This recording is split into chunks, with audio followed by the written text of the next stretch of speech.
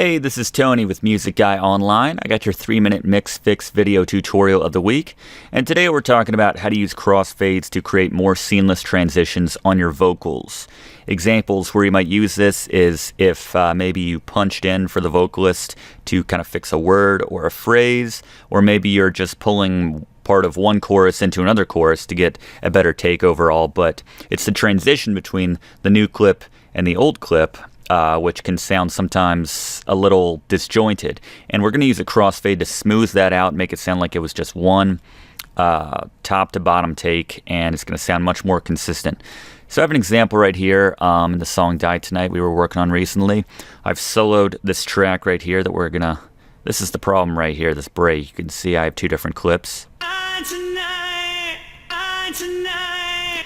And it's not really so much two different clips. It's the same clip, but I was doing some pitch work to differentiate the two. And when you're changing the pitch of a track, it can, and you're making breaks like this, it can sound a little weird. And that's why we're hearing that extra bit of noise on that T sound that we don't need.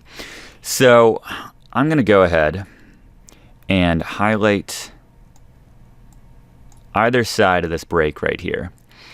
And it's, it's a fraction of a bar. It's, I'm just going to call it just several meters on either side of that break.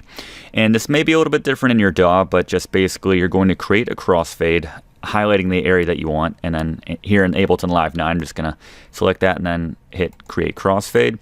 And what this has done is rolled off that first take while bringing up the volume of that second clip right there so that they transition much more seamlessly. So let's hear that now. And now we're just hearing that T sound with no extra noise on that. So that sounds much more natural. All right, let's use it on one more bit. This is part of the same chorus.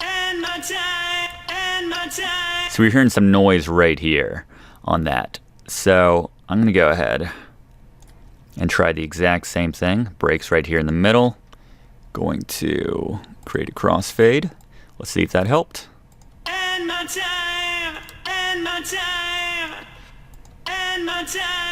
And that sounds a lot better than that. We got rid of a lot of that awkward kind of, noise that happens in that transition.